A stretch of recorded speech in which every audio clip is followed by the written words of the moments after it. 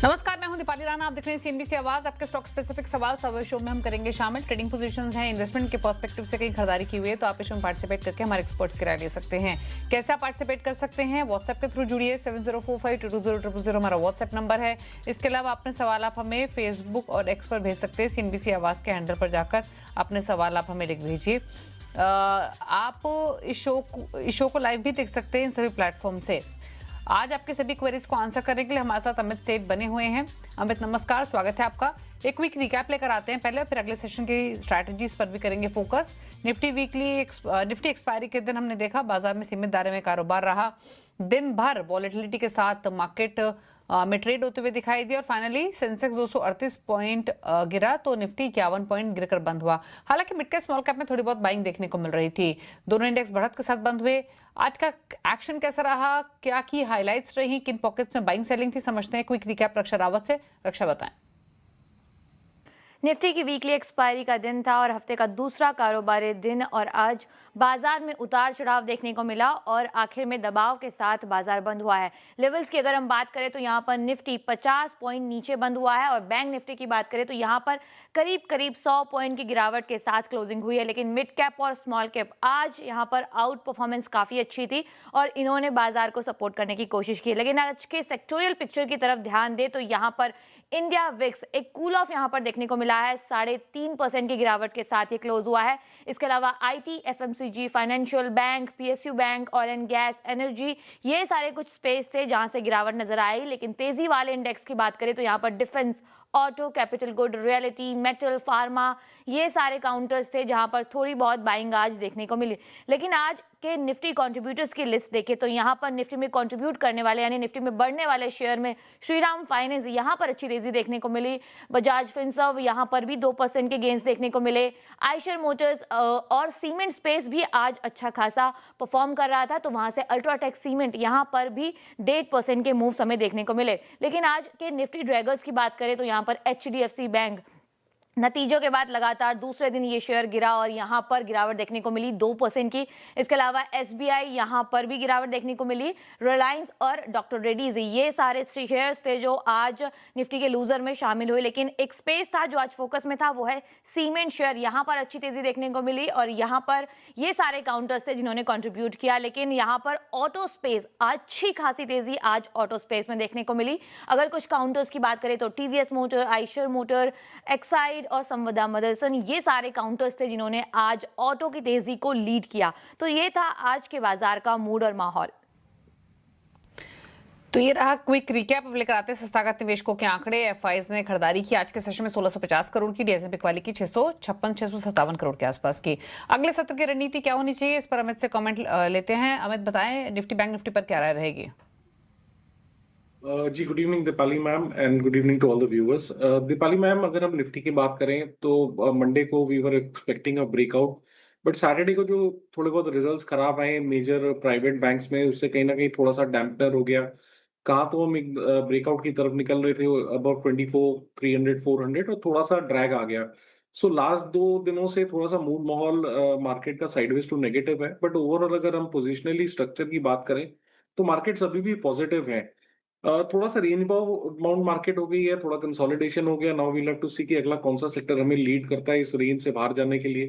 तो as long as 24,000 is intact, it is a buy on dip market. ऊपर में 24,350, 24,400 हमारा रेजिस्टेंस है। Lower end of the boundary पे बाय करने की सलाह है विद स्मॉल स्टॉप लॉस, और अपर एंड में यहाँ से एग्जिट करने की सलाह है। तो एक तरह की रेंज बाउंड मार्केट है। निफ्टी बैंक की अगर बात करें तो यहाँ पे एचडीएफसी बैंक एक ड्रैग बन रहा है। अच्छा वाला स्ट्रक्चर था यहाँ पे भी, we are also on the verge of the breakout, but वो नहीं हो रहा। मुझे लगता है थोड़े दिनों का यहाँ पे फिर कंसोलिडेशन होगा। पोजिशनली अगर आप इसमें है तो जब तक 57,400 इंटैक्ट है, बने रैली की सलाह है। लेकिन 57,400 टूटता है तो निफ्टी बैंक से एग्जिट कर जाएंगे। ओके, तो ये आपके वो इंडेक्स स्पेसिफिक स्ट्रेटजीज मिली हैं। इसके अलावा स्टॉक स्पेसिफिक अप्रोच आपकी क्या रहेगी? कुछ ट्रेड्स आपने आइडेंटिफाई किए हैं? जी, आदित्य बिरला कैपिटल का स्ट्रक्चर मुझे काफी पॉजिटिव लग रहा है। यहाँ पे स्टॉक ने लगभग 1 महीने पहले 380, 390 के लेवल्स पे ब्रेकआउट दिखाया था। उसके बाद इसने 52 वीक हाई 410, 415 की जोन बनाया और फिर हमने एक पुल बैक देखा। ये पुल बैक ने 10 और 20 डेमा पे होल्ड किया और आज के सत्र में एक टाइट रेंज कंसोलिडेशन के बाद वापस हम यहाँ पे एक अप मूव देख रहे हैं। तो एक 52 वीक हाई स्ट्रॉन्ग काउंटर है, अच्छी रिलेटिव स्ट्रेंथ है और आज हम यहाँ पे एक मूव का रिजम्पशन देख रहे हैं, तो इसे बाय करना है। स्टॉप लॉस लगभग हमारा 402 रुपए का रहेगा और टारगेट्स 422 के रहेंगे। ठीक है, बात करते हैं व्यूअर से। रवि, पहले व्यूअर नागपुर से हमारे साथ कनेक्टेड है सवाल पूछने के लिए। रवि नमस्कार, बताएं क्या क्वेश्चन है आपका। हाँ मैडम नमस्ते। नमस्ते, पूछे सवाल। Yes ma'am. Hello hello. बताइए क्या सवाल है आपका रवि, आपकी ऑडियो आ रही है। मेरे पास NSDL के IPO जब आया था तब शेयर लिए थे 6 अगस्त 25 को लिए थे 1092 के रेट से। ओके, वो NSDL लिस्टेड के हुआ 6 NSDL के, तो उसके रेट बहुत डाउन हो गए आज। आपकी हेलो? 1000 के ऊपर की बाइंग है ना? हाँ 1000 के ऊपर की बाइंग। पूछ लेते हैं क्या सजेशन रहेगा NSDL पर। क्या राय रहेगी? NSDL नुकसान में तो है ये 822 रुपए पर, क्योंकि बंद हुआ, इनकी बाइंग ऊपर के लेवल्स की है। जी देखिए, ये काउंटर पर्टिकुलरली NSDL की हम बात करें तो ये कंटिन्यूअसली एक डाउन ट्रेंड में चल रहा है। स्टॉक में कोई भी अगर उछाल भी आती है तो वो सस्टेन नहीं कर पाती है। रिसेंटली एक अच्छा वाला मूव हमने 925 तक देखा था एक महीने पहले, बट वो भी सस्टेन नहीं किया और वापस वहां से हमने एक क्रैक देखा है। लंबे अरसे से 50 डेमा के नीचे ट्रेड कर रहा है और ओवरऑल चार्ट्स पे लोअर हाई लोअर लो का स्ट्रक्चर है। अब अगर सपोर्ट की बात करें तो सपोर्ट हमारा लगभग 790 के आसपास आता है। स्टॉप लॉस आपने कहीं लगाया नहीं, थोड़ा सा लॉस आपको ज्यादा है, तो इन लेवल्स में लॉस बुक करने की सलाह नहीं दूंगा। 790 का स्टॉप लॉस लगाएं और इसे होल्ड करें, बट ओवरऑल सलाह यही है कि कोई भी उछाल आए बीच बीच में जो आती है और वहां पे अगर आपका लॉस कम हो रहा हो तो इस काउंटर से एग्जिट करने की कोशिश करें। ठीक है, मनीष अगले व्यूअर हैं हमारे साथ मुंबई से। मनीष नमस्कार, पूछे अपना सवाल। हेलो मैम, मेरे पास भेल है और मैजडॉक है। भेल मैंने 55 क्वांटिटी एवरेज प्राइस 435 पे बाई की थी। मेरा नज़रिया शॉर्ट टर्म का है। और मैजडॉक पे भी मैंने 30 क्वांटिटी 2490 पे बाई की थी। सो बाई होल्ड या सेल का रिकमेंडेशन पूछ रहा हूँ। मैजडॉक है इनके पास 2490 का, भेल है 435 का, तो दोनों ही स्टॉक्स इन्होंने ऊपरी स्तरों पर खरीदे हैं। आप जानना चाहते हैं क्या करें इन पोजीशंस में, तो क्या रिकमेंडेशन रहेंगी? जी देखिए, अगर भेल का overall medium to long term structure की बात करें तो यहाँ पे स्ट्रक्चर पॉजिटिव ही है। स्टॉक में हमने एक शार्प रनअप देखा लगभग 270 के लेवल्स पे और उसके बाद 430 440 तक के लेवल्स देखे। प्रॉब्लम यहाँ पे ये है कि इनका नजरिया एक्सट्रीमली शॉर्ट टर्म का है और इन्होंने जहाँ परचेज की तब तक ऑलरेडी एक अच्छी खासी रैली स्टॉक में आ चुकी थी। एक अच्छा खासा 25-30% का मूव आ गया था। तो अक्सर जब ऐसा मूव आता है, अगर counter even if the counter is strong, वो थोड़ा सा साइडवेज कंसोलिडेशन में चला जाता है।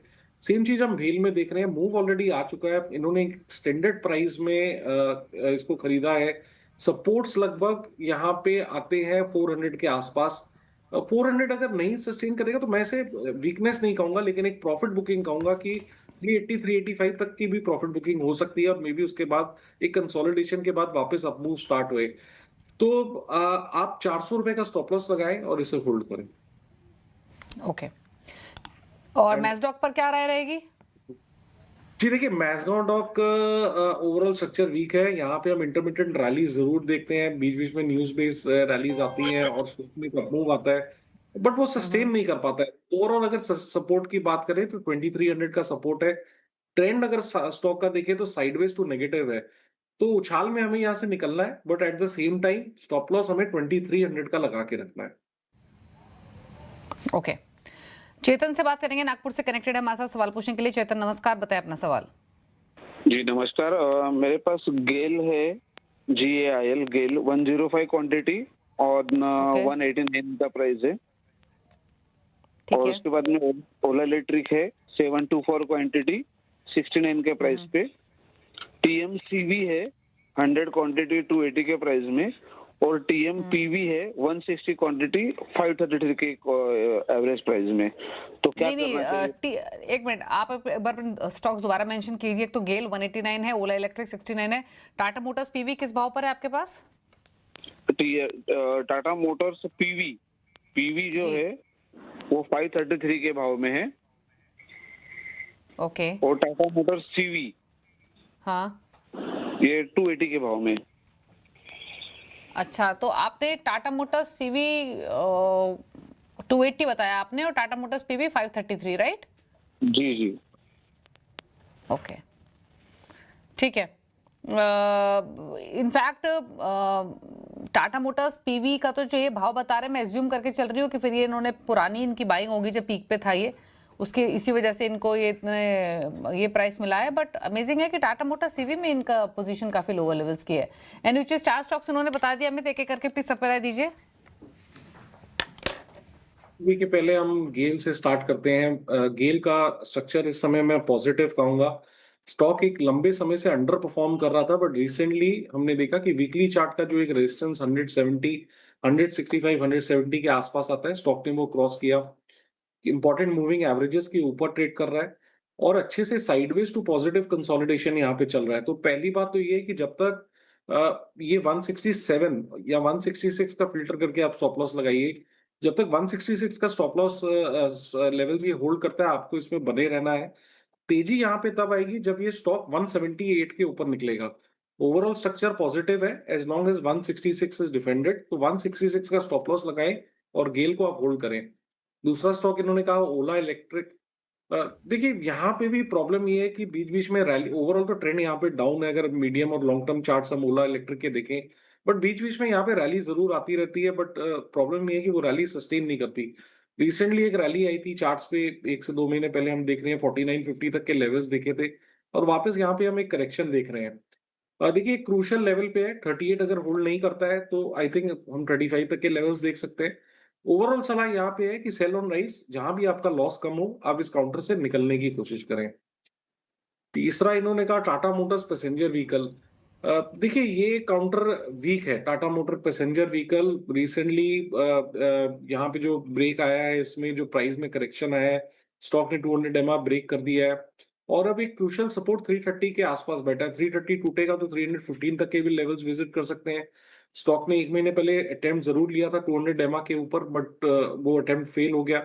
तो overall Tata motor passenger vehicle से भी हमें निकलने की कोशिश करनी है जहां पे भी आपका लॉस कम हो। लास्ट स्टॉक इन्होंने कहा टाटा मोटर्स कमर्शियल।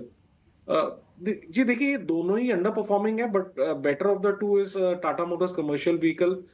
रिसेंटली यहाँ पे हमने एक रैली देखी है, बट वापस वो पुल बैक के बाद एक इंपॉर्टेंट सपोर्ट पे आके खड़ा है। सपोर्ट लगभग 396 का आता है, तो जब तक 396 यहाँ पे इंटैक्ट है आपको बने रहना है। 396 अगर टूटता है तो डेफिनेटली यहाँ से निकल रहे हैं। ओके, तो ये राय रही है आपके लिए आपके सभी शेयर्स पर। अगले व्यूअर से बात करते हैं, किरण अलवर से कनेक्टेड हैं। किरण नमस्कार, पूछे सवाल। नमस्कार सर। सर पीएनबी बैंक के शेयर है, क्वांटिटी 900, बाइंग प्राइस है 105 रुपए 98 पैसे। एचडीएफसी बैंक के शेयर है 115, 817 पैसे 817 रुपए 35 पैसे की। अडानी पावर के 200 शेयर है, एवरेज प्राइस है 46.36 और जेएसडब्ल्यू के 100 शेयर है 252.60 पैसे की उस पर। आगे इनमें क्या है आपका सर? आपके अदानी पावर में बाइंग बताइए 46, 46.36, 46 रुपए 36 पैसे। और जेएसडब्ल्यू स्टील में 252 रुपए, राइट? जेएसडब्ल्यू एनर्जी में 252 रुपए 60 पैसे। जेएसडब्ल्यू एनर्जी में 252 के आसपास मान लेते हैं, ठीक है। तो पीएनबी, पहले पीएनबी पर भी बताइए क्या करेंगे। अच्छा ये आपका निवेश है किरण? जी ओके, तो एक एक करके राय लेते हैं। पहले पीएनबी बताइए क्या करें। 106 रुपए की बाइंग, 112 पर ट्रेड हो रहा है, लंबी अवधि का व्यू है। जी देखिए पीएसयू बैंक्स में अच्छा खासा ट्रैक्शन है और स्पेशली अगर हम पीएनबी की बात करें तो रिजल्ट्स के बाद हमने यहाँ पे टेक्निकली भी एक पॉजिटिव रिएक्शन देखा है। कल के सत्र में रिकॉर्ड डिलीवरी वॉल्यूम्स देखे थे और कल के सत्र जो चला गया है उसमें लगभग हमने यहाँ पे 6% का मूव देखा था। इससे पहले स्टॉक ने लगभग 100-105 के लेवल पे एक ट्रिपल बॉटम बनाया है। कल के सत्र में स्टॉक ने 200 एमआ भी रिगेन कर लिया है। आज के सत्र में जरूर एक हॉल्ट है, थोड़ा सा रेस्ट ले रहा है, बट ओवरऑल स्ट्रक्चर यहाँ पॉजिटिव है। तो पीएनबी आपको होल्ड करना है। Structure medium to long term अब यहाँ पे पॉजिटिव लग रहा है, तो एज लॉन्ग एज 107 होल्ड करता है आई थिंक आपको होल्ड करना चाहिए। तो 107 रुपए का स्टॉप लॉस लगाएं और अब पीएनबी को होल्ड करें। दूसरा स्टॉक आपने कहा एचडीएफसी बैंक। देखिए एचडीएफसी बैंक रिसेंटली रिजल्ट से पहले जरूर कोशिश कर रहा था आउट परफॉर्म करने की। 800-810 के लेवल्स काफी ब्यूटीफुली होल्ड कर रहे थे, बट सैटरडे के खराब रिजल्ट के बाद हमने 2 दिनों की यहाँ पे बैक टू बैक सेलिंग देखी है। ऑलमोस्ट कल भी रिजल्ट रिएक्शन पे गैप डाउन हुआ था और आज भी एक गैप डाउन हम यहाँ पे देख रहे हैं। 800 से स्टॉक 761 पे आ गया है। बीच-बीच में हम छोटी थोड़ी बहुत रैली ज़रूर देखेंगे, बट ओवरऑल स्ट्रक्चर काफ़ी नेगेटिव है यहाँ पे। चार्ट देख के ऐसा लगता है कि 730, 725 तक के लेवल्स पॉसिबल हैं। तो एचडीएफसी बैंक में आपको कोई भी उछाल में एग्ज़िट करने की कोशिश करनी है। रही बात अडानी पावर की, अडानी पावर में भी हमने बहुत एक अच्छा रन अप देखा है। स्टॉक में रिसेंटली अप्रैल महीने में प्राइस लगभग 165 का चल रहा था। उसके बाद हमने लगभग 250 के लेवल्स देखे और उसके बाद अब ये स्टॉक थोड़ा-सा साइडवेज कंसोलिडेशन में चला गया है। अक्सर जब हम इतना बड़ा रन अप देखते हैं तो इट इज़ क्वाइट नॉर्मल कि स्टॉक एक साइडवेज कंसोलिडेशन में चला जाए। सेम चीज़ हम अडानी पावर में देख रहे हैं। लेकिन इम्पोर्टेंट चीज़ ये है कि इस कंसोलिडेशन में इनको अपने लेवल्स 50 डेमो और स्विंग सपोर्ट होल्ड करना ज़रूरी है, नहीं तो फिर एक वापस एक हम लंबा पुल बैक देख सकते हैं। तो आपको लगभग 210 का स्टॉप लॉस लगाना है और अडानी पावर होल्ड करना है। 210 अगर टूटे तो आप यहाँ से निकल जाएँ। जेएसडब्ल्यू एनर्जी का ओवरऑल स्ट्रक्चर पॉजिटिव है। स्टॉक ने अच्छा खासा कंसोलिडेशन किया है 200 एमआ पे। यहाँ पे एक डबल बॉटम भी है, ऑलमोस्ट नेकलाइन का हम ब्रेकआउट भी देख रहे हैं और इस मूव के बाद स्टॉक ने 10, 20, 50 एमआ भी रीगेन किया है।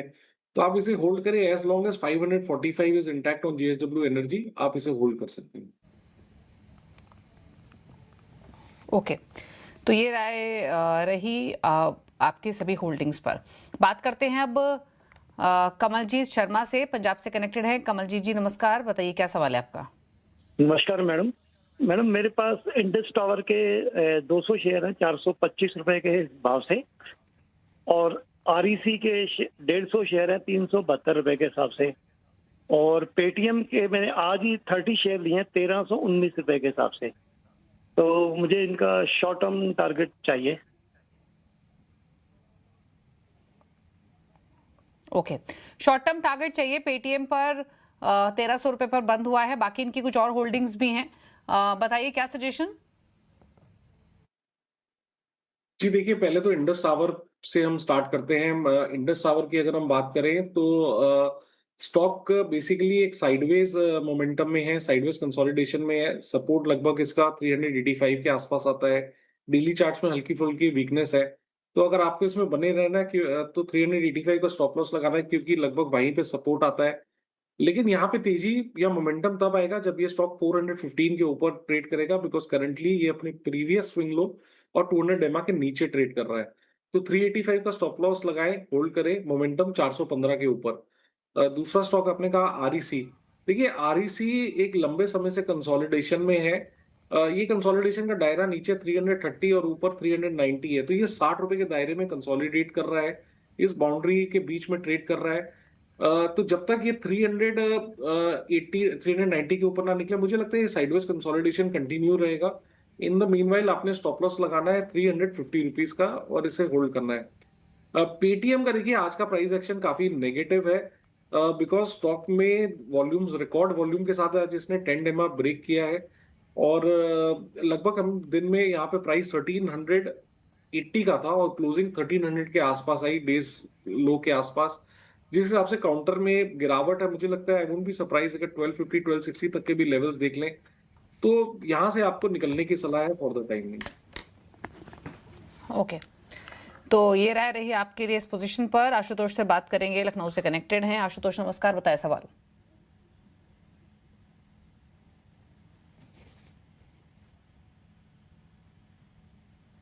आपको आवाज आ रही है आशुतोष? कौन सा स्टॉक है आपके पास? IRFC।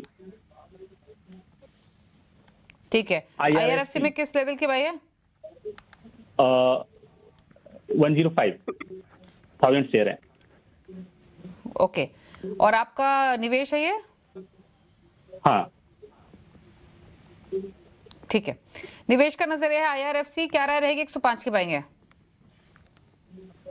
जी देखिए, इरकॉन भी है। IRFC, अच्छा इरकॉन भी है, बताइए इरकॉन की क्या बाएंगे? इरकॉन की 600 शेयर्स हैं, 176 पे हैं, 176। ओके, क्या करना चाहिए इरकॉन पर भी बताइए? 176 के बाएंगे, ये भी नीचे है। जी देखिए, आईआरएफसी की पहले बात करें, जहाँ जो उनका पहला प्रश्न था, आईआरएफसी 2024 में एक बुल मार्केट में था। 2024 में हमने लगभग 225 के प्राइस देखे और उसके बाद एक कंटिन्यूअस गिरावट में देख रहे हैं। तो पिछले लगभग 1.5-2 वर्षों की बात करें तो ये स्टॉक एक लंबे डाउन ट्रेंड में है। करंटली वीकली सपोर्ट के आसपास आता है, काफी क्रूशियल मेक और ब्रेक लेवल है, 200 वीकली मूविंग एवरेज है। ओवरऑल ट्रेंड यहाँ पे लेकिन नेगेटिव है। सपोर्ट लगभग हमारा 86 रुपीस के आसपास आता है। अगर 86 रुपीस टूटेगा तो बहुत ज्यादा दिक्कतें बढ़ेंगी। ये स्टॉक का ओवरऑल ट्रेंड नेगेटिव है, तो कोई भी उछाल आए तो हमें यहाँ से निकलने की कोशिश करनी है। दूसरा इन्होंने कहा इरकॉन सिमिलर टू आईआरएफसी, यहाँ पे भी 2024 में ये स्टॉक एक बुल मार्केट में था। 353 तक के लेवल्स देखे और उसके बाद ये कंटिन्यूअसली ड्रैग कर रहा है। सपोर्ट पे है, सपोर्ट लगभग 110 115 के आसपास आता है, बट यहाँ पे अभी भी हम कोई पॉजिटिव मोमेंटम या पॉजिटिव ट्रैक्शन स्टॉक में नहीं देख रहे हैं। 200 डेमा के नीचे ट्रेड कर रहा है, कोई भी पुल बैक 50 डेमा तक भी आता है तो that is also sold into. तो स्टॉप लॉस इन्होंने लगाया नहीं, तो थोड़ा सा मुश्किल है मेरे लिए कि आप यहाँ पे लॉस बुक कर लें। बट सपोर्ट लगभग 115-20 के आसपास आता है। थोड़ा सा आपको डीप स्टॉप लॉस लगाना पड़ेगा and you have to hope for the best. Overall trend यहाँ पे नेगेटिव है। ओके, तो ये राय रही आपके लिए दोनों पोजीशंस पर। नागेश से बात करेंगे, बेंगलुरु से कनेक्टेड है। नागेश नमस्कार, पूछिए अपना सवाल। Hello. So I'm holding HDFC Bank at the rate of 657 200 shares, and also I'm holding Radico Khaitan 200 shares at the rate of 321. Whether I have to hold or exit? Okay, क्या राय रहेगी रेडिको खैतान पर? इनकी 321 की बाइंग है, पुरानी buying है, जबरदस्त मुनाफे में है, प्लस आपके पास एचडीएफसी बैंक भी है 657 के भाव पर। 657. ओके, बताइए क्या राय अमित आपकी दोनों स्टॉक्स पर? एक में छोटा मुनाफा, रेडिको खैतान तो इनकी जबरदस्त लेवल की बाइंग है, तो क्या करें? देखिए, काफी अच्छी परचेज की है, खुद भी काफी अच्छे एक्सपर्ट है, नजर आ रहा है। काफी नीचे लेवल से इन्होंने रेडिको खैतान लिया। तो पहले अगर रेडिको खैतान में आए तो यहाँ पे अच्छे खासा स्टॉक अप ट्रेंड में है, कोई भी साइन ऑफ वीकनेस नहीं है। 10 डेमा पे भी जो पुल बैक आता है दैट इज बॉट इनटू, और ये हम एक लंबे समय से देख रहे हैं। तो रेडिको खैतान में आप बने रहे, थोड़ा सा डीप स्टॉप लॉस 3950 का लगा के रखे अपना प्रॉफिट प्रोटेक्ट करने के लिए, बट ओवरऑल यहाँ सलाह होल्ड करने की है। एचडीएफसी बैंक में देखिए, जैसे कि मैंने अभी पहले भी डिस्कस किया, इन्हें स्टॉक वीक है। स्टॉक ने 800 के लेवल्स तोड़े, 2 दिनों से बैक टू बैक सेलिंग है यहाँ पे, रिजल्ट नेगेटिव रिएक्शन के कारण, और सपोर्ट लगभग 730 के आसपास आता है। तो मेरे हिसाब से कोई भी उछाल है तो निकलिए, यहाँ पे मुनाफा बांधिए, 100-125 रुपए का मुनाफा है। अदरवाइज मुझे लग रहा है कि ये 730-720 विजिट कर सकता है। अगर आप उन लेवल से कंफर्टेबल है तो आप होल्ड करिए, लेकिन अगर आपको लगता है कि नहीं मुझे मुनाफा नहीं गिव अप करना है तो आपको निकलने की ही सलाह है। ओके, तो ये रही राय आपके लिए। अब इसी के साथ रुक रहे हैं एक ब्रेक के लिए, लौटेंगे तो फटाफट से कुछ और क्वेश्चंस को करेंगे शामिल, चल वापस आते हैं।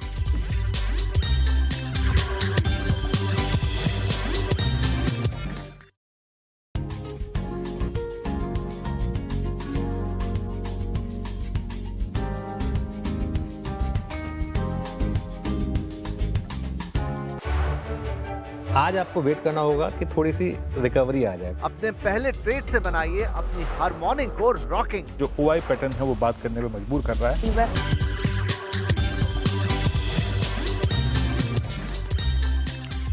आप देख रहे हैं सीएनबीसी आवाज और अगले व्यूअर हरिशंकर हमारे साथ कनेक्टेड हैं सवाल पूछने के लिए। बताइए हरिशंकर जी, क्या सवाल है आपका? मैडम नमस्ते। नमस्ते। हाँ जी, मेरे पास टीसीएस के मैडम 100 शेयर हैं, 2125 की बाइंग है, और सीडीएसएल का 25 शेयर है, 1409 का बाइंग है, और एक बेलेरिस इंडस्ट्रीज है उसका 1000 शेयर है, 235 रुपये 50 पैसे की बाइंग है। इन तीनों शेयर को मैं लॉन्ग टर्म के लिए रखना चाहता हूँ मैडम, लगभग 1 से 2 साल। तो मेरे को थोड़ा सा बताइए इनके बारे में। ओके, बताएं क्या करना चाहिए इनको दोनों पोजीशन में, सीडीएसएल और टीसीएस? जी देखिए, टीसीएस होल्ड करने की सलाह है। एक लंबे अरसे के बाद स्टॉक ने अपना 10, 20 और 50 डेमा रिगेन किया है। ओवरऑल अगर देखें तो यहाँ पे एक अच्छी खासी गिरावट हम ऑलरेडी देख चुके हैं, बट टेक्निकली जब तक ये 2160 के लेवल्स होल्ड करता है आपको इसमें बने रहने की सलाह है। 2 दिनों से जरूर यहाँ पे गिरावट है, बट सपोर्ट लगभग 2160 के आसपास आता है, तो 2160 का स्टॉप लॉस लगाए और आप होल्ड करें। सीडीएसएल में रिसेंटली हमने एक शार्प मूव देखी थी, 200 डेमा रिगेन हुआ था, स्टॉक ने लगभग 1455 के लेवल्स दिखाए थे और 2-3 दिनों से यहाँ पे एक पुल बैक आ रहा है, तो स्टॉक ऑलमोस्ट एक सपोर्ट पे आ गया है। हमें स्टॉप लॉस यहाँ लगाना है 1340 रुपीज का। अगर 1340 टूटता है तो फिर ये थोड़ा सा वॉबली हो जाएगा और भी करेक्शन आ सकता है। सपोर्ट के आसपास है 1340 मेक और ब्रेक लेवल है जो होल्ड करना बहुत जरूरी है, तो 1340 का आप स्टॉप लॉस लगाएं। बेलराइज इंडस्ट्रीज में ट्रैक नहीं करता, बट जितना मुझे चार्ट पे समझ में आ रहा है इसका सपोर्ट 230 के आसपास आता है, तो आपको 230 का स्टॉप लॉस लगा के रखना है यहाँ पे और होल्ड करना। ओके, तो ये रही राय आपके लिए। और एक एसएमएस के थ्रू सवाल लेते हैं। एस पांडे ने सवाल भेजा नोएडा से। भारत इलेक्ट्रॉनिक्स पर इनका सवाल है और एक सवाल इनका टाटा पावर पर। अगर जो डिटेल्स इन्होंने शेयर की हैं अगर वो देखी जाए अमित, तो फिर तो डेफिनेटली जबरदस्त मुनाफे में है ये और काफी पुरानी इनकी होल्डिंग होगी, क्योंकि 34 रुपए का भाव इन्होंने लिखा है भारत इलेक्ट्रॉनिक्स के लिए और टाटा पावर के लिए 44 रुपए का। जी, टाटा पावर की अगर हम बात करें तो देखिए टाटा पावर में रिसेंटली हमने एक अच्छा खासा करेक्शन देखा है। स्टॉक ने 460 तक के लेवल्स दिखाए थे और उसके बाद पिछले 3-4 महीनों में कंटिन्यूअस करेक्शन है। इन द प्रोसेस 200 एमआ भी ब्रेक हो गया है, लेकिन अगर ओवरऑल स्ट्रक्चर की बात करें तो अब ये जगह नहीं है जहां पे आपको एग्जिट करना चाहिए। स्टॉक ऑलमोस्ट वीकली सपोर्ट पे आ गया जो 370 के आसपास है, तो एक बार ये सपोर्ट लेवल हमें जरूर देखना चाहिए। 370 का स्टॉप लॉस लगाएं और टाटा पावर को आप होल्ड करें। ओके, तो ये राय रही आपके लिए टाटा पावर पर। और साथ ही बीईएल पर क्या राय रहेगी? मैम आई एम सॉरी, इसमें मेरी पोजीशन है, so I can not comment in BEL. Okay, ठीक है, तो ये राय रही और इसके साथ शो को समेटने का भी वक्त हुआ है। अमित, कोई क्लोजिंग कमेंट रहेगा आपकी तरफ से? जी, जितने भी स्टॉक्स डिस्कस हुए हैं जिनमें मैंने अपना व्यू दिया है उनमें मेरी कोई पर्सनल पोजीशन नहीं है। ओके, शुक्रिया आपका आने के लिए शो में। इसी के साथ एक ब्रेक। सीएनबीसी आवाज पर इतना ही। ब्रेक के उस पार भी कुछ और खबरें जारी हैं। नमस्कार।